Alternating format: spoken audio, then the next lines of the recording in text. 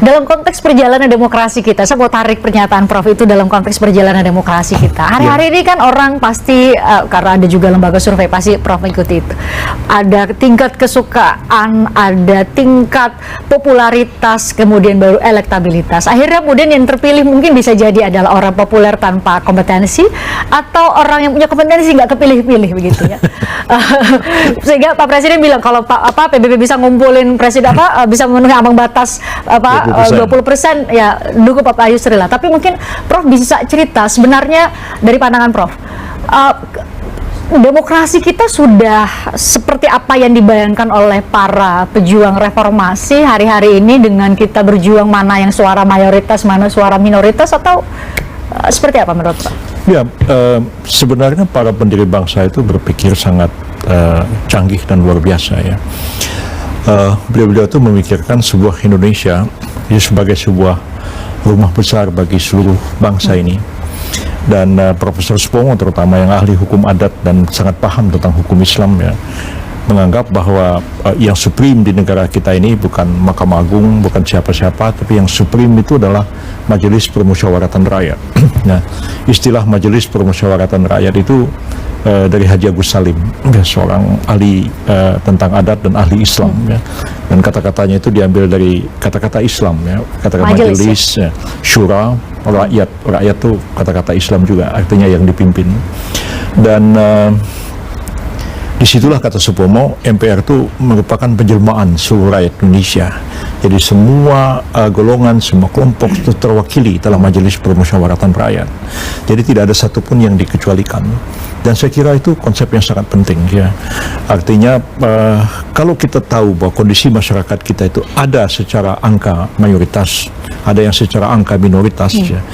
Tapi kita tidak bisa hanya bicara statistik ya. Ini kan politik yang menyangkut perasaan, menyangkut hati nurani orang dan lain-lain. Dan semua itu harus ikut, semua harus menyangkut eksistensi, sehingga tidak boleh ada kelompok yang dinihilkan. Jangan yang ditinggalkan dan lain-lain. Dan karena itulah makanya dulu MPR itu kan ada utusan dari ada wakil-wakil terdiri atas DPR ya. Ya, dan utusan, jadi ada yang dipilih melalui DPR dan ada yang diutus.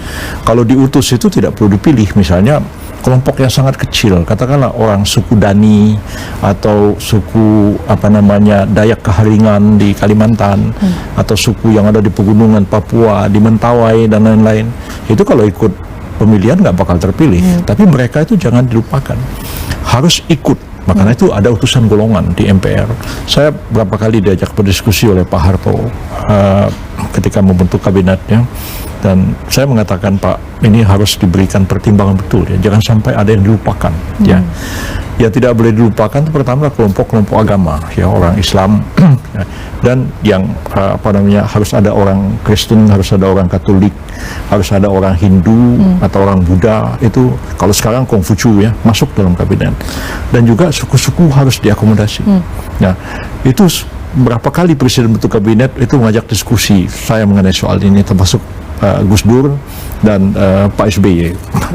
Pak SBY itu betul-betul nyusun kabinet, mula-mula yang nyusun 3 orang. Jadi Pak Yusuf Kalla, saya dan Pak Widodo AS. Setelah dimatangkan baru dibawa ke Pak SBY. Nah, satu hari saya kritik Gus Dur, kenapa tidak ada orang Minang di kabinet? Loh, bukannya sampean orang Minang? Saya bilang, Gus Dur ini udah kacau ini. Saya bilang, mungkin ada keturunan Minang, ada, tapi sangat sudah terlalu jauh ya. Orang lebih kenal saya sebagai orang Belitung, sama kayak Ahok atau sama kayak DN Aidit begitu ya. Jadi Gus Dur salah mengerti. Jadi pada waktu itu dia bilang, ya nanti kita angkat Kasat, kita angkat Panglima TNI orang Minangkabau segala macam gitu. Jadi padahal suku Minangkabau itu suku yang penting ya. Pada waktu kabinet Gus Dur yang pertama itu tidak ada orang Minang. Jadi saya kata harus ada orang Aceh, harus ada orang Papua, jangan dilupakan. Nah, pada waktu Pak SBY tanya sama saya, orang Papua siapa Pak Yusril? Yang masih kosong nih Menteri Kelautan. Saya bilang yang paling tepat Freddy Numberi. Dia di Angkatan Laut, ya saya bilang dia orang Papua. Angkat situ. Makanya saya disuruh menelpon Pak Freddy, Bro, saya bilang siap jadi kabinet. Pada Pak Freddy masih ketawa kalau teringat kisah itu. Prof, kalau dengan pemikiran itu, bagaimana kami orang awam bisa membedakan antara menjaga esensi keterwakilan dalam demokrasi kita dengan sekadar bagi-bagi kue kekuasaan. Bagaimana membedakan itu? Ya, tentu banyak faktor harus dipertimbangkan. Sebab menempatkan orang dalam kabinet, menempatkan orang di badan-badan perwakilan, itu kan tidak semata-mata faktor kapabilitas, tapi juga faktor keragaman itu menjadi sesuatu yang dipertimbangkan. Sebagai satu contoh, misalnya dulu partai yang paling banyak punya intelektual itu hanya dua, ya, PSI dan Masyumi, begitu ya. Nah, di PSI ini dominasi dari kelompok modernis yang berpendidikan barat itu sangat kuat sekali, mulai dari Muhammad Natsir, Dr. Sukiman Wiryo Sanjoyo, Muhammad Rum, Safruddin Prawira Negara, orangnya itu aja. Lama-lama ya orang NU yang ada di dalam Masyumi itu merasa seperti dikecilkan, begitu. Jadi peran kami ini nggak dianggap. Jadi kami ini cuma baca doa aja, begitu kira-kiranya ya. Dan itu lama-lama menimbulkan ketegangan politik. Sehingga kita tahu ada eksesnya, ya? NU keluar dari Masyumi tahun 1952. Ya, waktu pemilu tahun 55 kita melihat muncul 4 partai besar ya. PNI Masyumi sama besar kursinya, lalu ada NU dan ada PKI pada waktu itu. Jadi saya kira hal seperti itu tuh sangat perlu dipertimbangkan ya. Misalnya tiba-tiba tidak ada orang Aceh, kok nggak ada orang Papua di kabinet, ya orang Aceh pikir-pikir apa kita ini nggak dianggap lagi ya. Nah, orang Papua merasa begitu. Ini bukan soal kalkulasi angka dan kapabilitas, ini persoalan keterwakilan dan bahwa dia adalah bagian daripada bangsa ini. Kan apalagi sekarang tidak terlalu susah mencari orang Aceh yang bisa jadi menteri ya, atau menjadi orang mencari orang Papua untuk bisa menjadi menteri. Itu nggak sesusah awal-awal kita merdeka ya. Jadi saya kira ini perlu dipertimbangkan supaya ada perekat kesatuan bangsa ini. Apalagi secara politik kita ketahui bahwa sebenarnya dalam sejarah politik kita itu kan ada dua kekuatan besar ya, ke golongan Islam dan golongan nasionalis yang dari dulu sampai sekarang masih tetap aja polanya begitu, nggak begitu mengalami pergeseran. Dan keduanya itu memang harus kerjasama. Nah, walaupun kategori golongan Islam, golongan nasionalis itu makin hari itu makin pudar ya.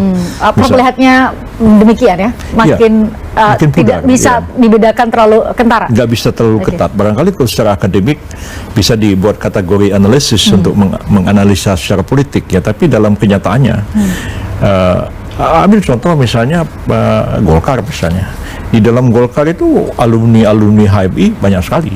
Ya, ketua-ketua Golkar misalnya dulu ada Pak Akbar Tanjung, kalau sekarang ada Bambang Susatyo misalnya yang dulu aktivis-aktivis HMI. Jadi nggak bisa juga kita bilang oh ini bukan Islam, oh ini nasionalis, ini Islam. Enggak. Jadi kadang-kadang pun di DPR ada pengalaman saya sebagai anggota DPR maupun sebagai menteri itu membahas RUU misalnya, itu di PDIP itu juga ada kelompok Islam, ada kelompok Kristen, ya ada kelompoknya seperti Pak Permadi, nah itu ada gayanya sendiri lagi kan gitu. Itu dalam satu entitas partai gitu ya. Itu harus dipertimbangkan semua pendapatnya. Jadi saya kira ya orang itu memang mesti wise ya. Tidak hanya matematis, angka-angka pure akademik, scientific ya. Ambil contoh satu hari ya, Pak Habibie panggil saya ke Binagraha pada waktu itu ya, sebagai presiden. Saya kan deputi Mensesnek. Jadi saya pikir ada apa ini Pak Habibie? Telepon saya suruh datang. Datang, Yusril, ya, kenapa saya ini ya tidak disebut Jawa? Ya, padahal Megawati kok Jawa? Coba saudara pikir, katanya. Bung Karno itu bapaknya orang Jawa, ibunya orang Bali. Berarti Bung Karno cuma setengah Jawa. Ya. Megawati itu bapaknya Bung Karno yang setengah Jawa, ibunya orang Bengkulu. Berarti Megawati cuma seperempat Jawanya. Saya, dia bilang, B.J. Habibie, ya. Bapak saya orang Gorontalo, ibu saya 100% Jawa. Berarti Habibie 50% lebih Jawa daripada Megawati. Jadi saya bilang, Pak Habibie ini politik, tidak bisa dimatematiskan seperti hitung-hitungan seperti itu. Pak Habibie kan guru besar di bidang ilmu, di bidang sains ya. Jadi memang politik itu nggak bisa seperti itu ya. Politik itu kan seni mengelola kekuasaan dan seni mengambil satu kebijakan ya. Dan dia harus timbang-timbang segala sesuatu dari berbagai aspeknya ya. pada akhirnya dia mengambil satu keputusan. Nah, begitu keputusan diambil, tetap aja ada orang yang tidak puas dengan itu, ya. Kalau kita mau pindahkan kebun binatang Ragunan ke ke Cianjur misalnya, ya barangkali gajah, harimau semua senang, tapi buaya kesel, kan bisa begitu kan? Nah, kira-kira seperti itu. Biasanya ya, yang mayoritas yang setuju itu diam aja, tapi yang minoritas yang tidak setuju itu bersuara lantang. Nah, itu biasa dalam demokrasi. Apakah itu juga yang menjadi dasar pemilihan warna PBB? Prof sempat menjelaskan itu di Rakornas kemarin. Kita coba ikuti bersama berikut ini. Ya. Tanya pada saya, PBB itu yang Islam yang bagaimana?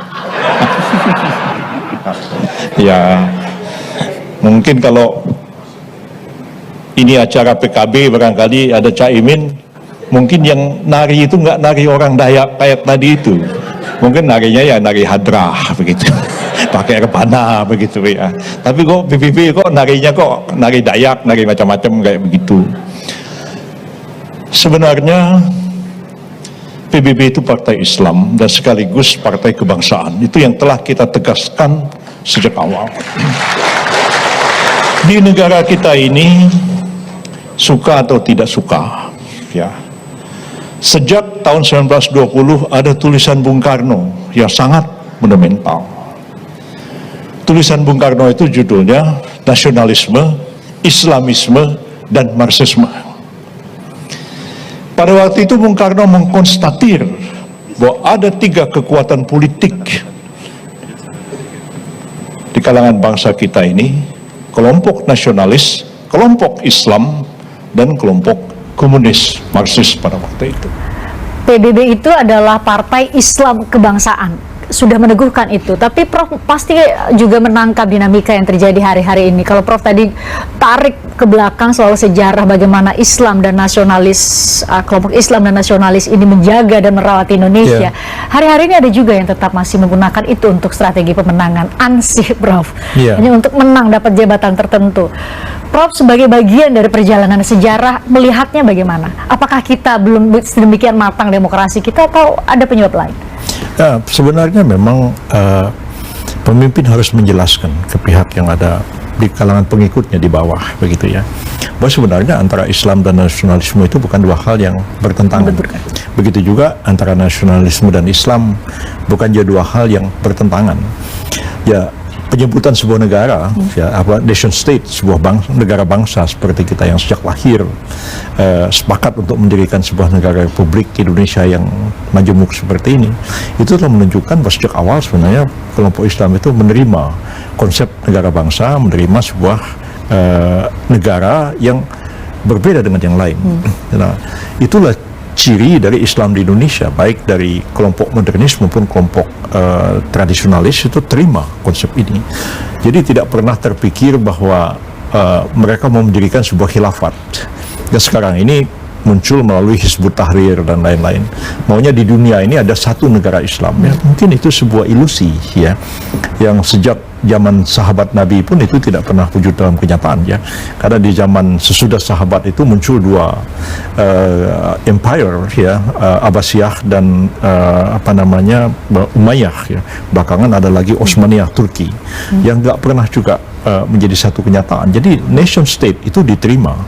Nah, yang menjadi persoalan bagi Islam yang PBB ini kan termasuk Islam yang modernis, ya. Dia itu tidak ekstrim, tidak mau menghancurkan apa yang ada ini, kemudian bangun yang baru menurut visinya.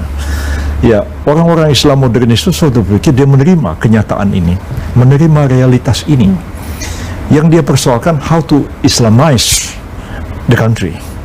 Nah, jadi seperti saya ceritakan mungkin di pidato itu, orang Masyumi ketika mengajukan draft rancangan undang-undang dasar Republik Indonesia di Konstituante, itu hampir 100% UUD sementara 50 mereka adopt, ya. Hanya kemudian dikatakan Republik Indonesia berdasarkan Islam atau berdasarkan ketuhanan yang Maha Esa. Jadi dia sebenarnya mau mengislamize dengan institusi yang ada. Tidak mau dia robohkan semua seperti Ayatullah Khomeini misalnya, atau Said Abdul Ala Maududi di Pakistan, atau Hizbut Tahrir sekarang.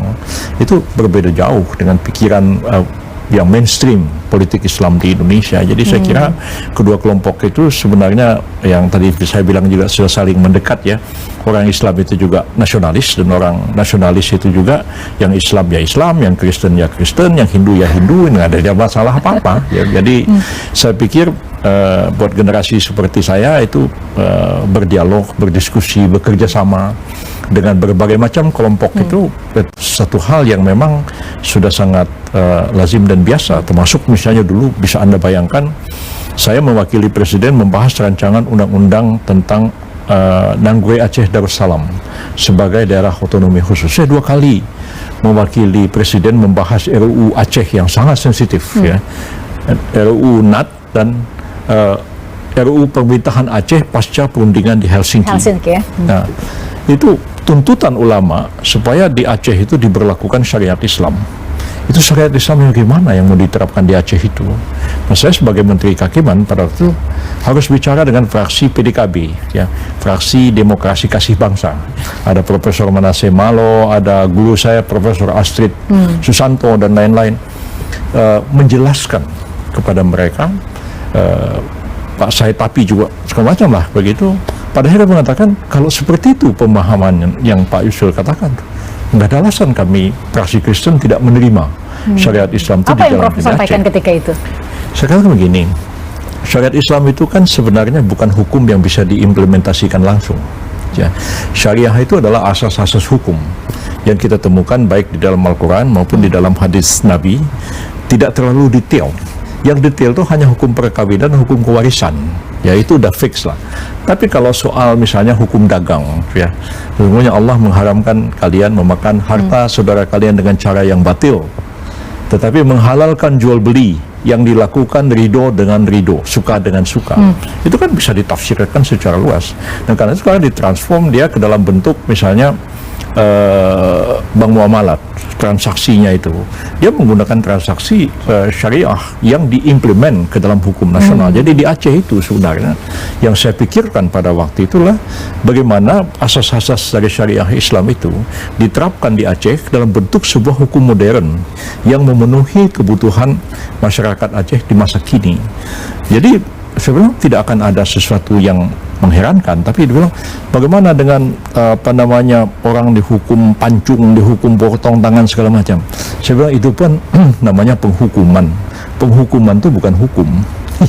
Penghukuman itu sanksi ya, dalam yang sanksi orang mencuri itu dalam hukum adat dihukum, orang hukum Belanda dihukum, hukum Islam dihukum. Dalam kacamata hukum apa dihukum.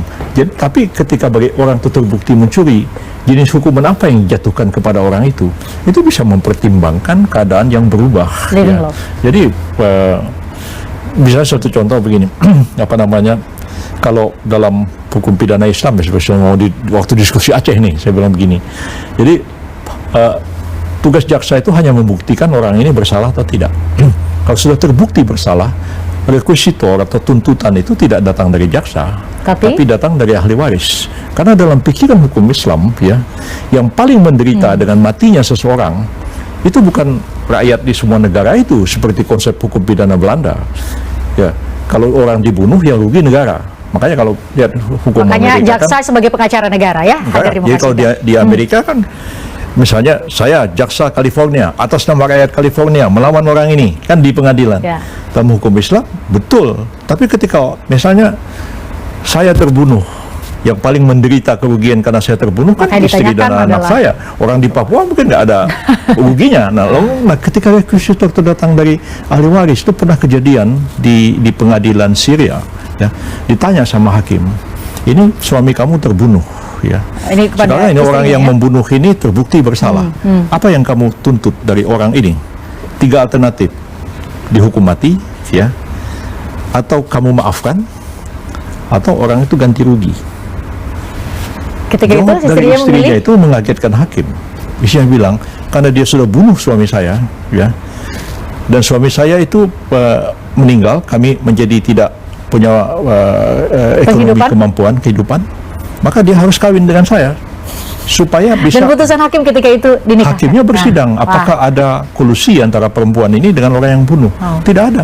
Nah, akhirnya permintaan itu dikabulkan dan ditanya kepada orang yang membunuh itu, kamu bisa nerima, kamu bisa mengawin perempuan ini sebagai tanggung jawab kamu membunuh suaminya? Dia bilang, ya saya terima. Baik. Jadi hukumnya selesai. Baik. Sesuatu yang ketika saya terangkan gitu banyak bisa diterima oleh kelompok bisa lain diterima. di luar dari Iya. Islam. Prof, ini kayaknya kalau ada mahasiswa hukum yang nonton kita bisa langsung nyatat soal hukum Islam yang lebih di tingkatan filsafat nih yang disampaikan oleh Prof. Usai jeda kita harus jeda. Usai jeda saya akan tanya lebih banyak karena kalau Prof tadi cerita soal perjalanan aktivisme dan kemudian bisa punya kesempatan mewarnai perjalanan penyelenggaraan pemerintahan kita selama beberapa periode. Saya ingin menggali sisi pribadi Prof yang tentunya sangat juga mempengaruhi pemikiran Prof. Tapi usai jeda ya, usai jeda. Usai jeda kami akan kembali untuk Anda sesaat lagi. Tertarik dengan diskusi saya dengan para narasumber? Saksikan obrolan malam dengan topik-topik menarik lainnya. Jangan lupa subscribe ya channel YouTube Berita 1. Like, komen, dan share video ini ya. Terima kasih.